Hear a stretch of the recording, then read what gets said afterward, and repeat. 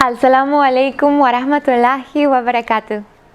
Thank you so much for joining us again in one of these episodes of the journey we are taking together to get to know the Qatari culture throughout the pages of its literature.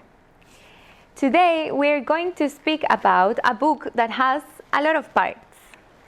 The title of the book is Qatari Heritage. It is a mix of selected articles chosen by the Council of Culture and Arts and edited from the Session of Art here in Qatar.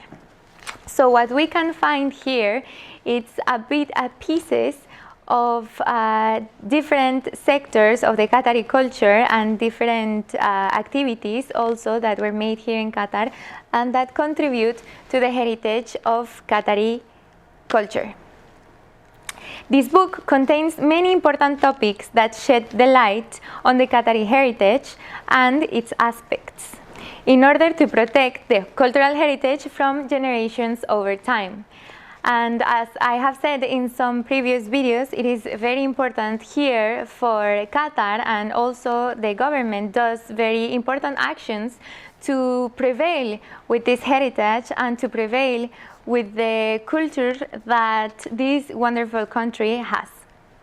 Today's episode will shed the light on some of these bright aspects of the rich Qatari heritage throughout 5 articles. But in today's video, we will talk about 2 articles. The article number 1 is about the Arada performance, Al-Arada performance.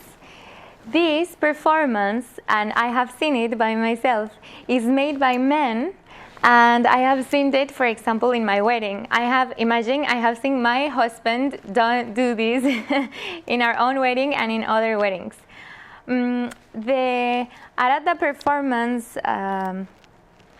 article is written by Sami Yunis. This performance is also called Rasif performance, which is considered one of the most popular folk dances in the Gulf region. The dance is very similar in different countries in the Gulf region, but is not the same. All men, old and young, practice this dance, which expresses a story of war.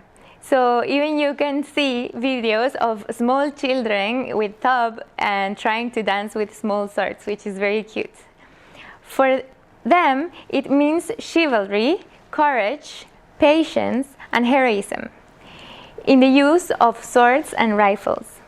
This dance of war and victory is full of enthusiasm and action. It also comes, of course, accompanied by music. Kings, princes, and sheikhs participate in this dance, which gives full meanings of strength and greatness. This performance is made on important occasions such as holiday, national celebrations, and weddings.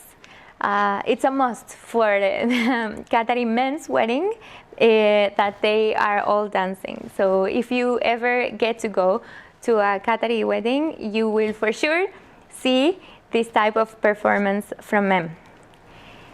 The dance begins with the poet who is called Rai al-Sheila saying a verse of poetry, and then the dancers stand in groups and interact with the poet according to the role of each group. The beat of the drums, the tubul, as we have learned, and the music is important to the rhythm of the poetic verses, and that Rai al-Sheila, which we mentioned, recites from time to time. The movements and performances of the dancers differ according to the type of display that might be exposed, standing or walking.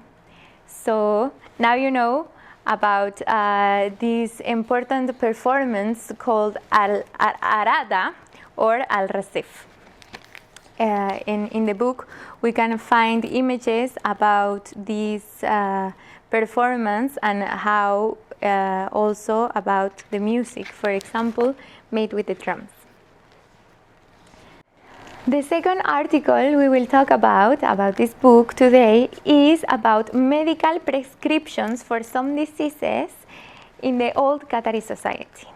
It is written by Khalid Mashed Al-Ghanem. In the past, the Qatari community knew the treatment and prescriptions for some common diseases, and these recipes had an effective treatment effect for these common diseases. As we probably all have in our different countries, which we all know these remedies as for old people, for example. These common diseases were, for example, the Abu Kashash. It is a disease that affects the teeth due to a lack of care and leads to damage not treated. The treatment is with green lemon and white rice, so that teeth are rubbed vigorously several times and the disease goes away. The second one is known as al-nadas.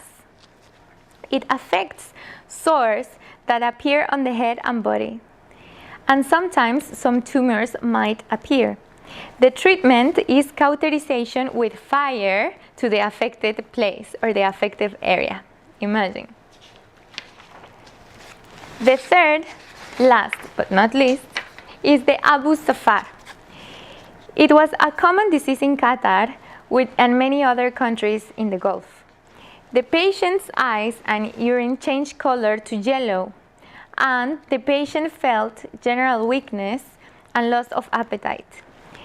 It was treated by eating white rice and turmeric, which is curcum, and ironing with the fire on the forearm.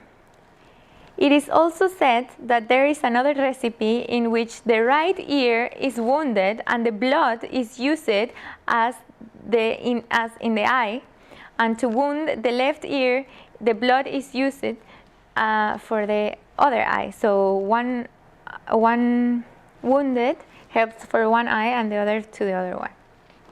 So now we know more about the Qatari culture and how was the life of the Qatari people a long time ago, and some of the characteristics that still prevail now, and some of the cares and performances, for example, that today we can see here in Qatar. Thank you so much for joining us, and hope to see you soon again. Shukran jazilan.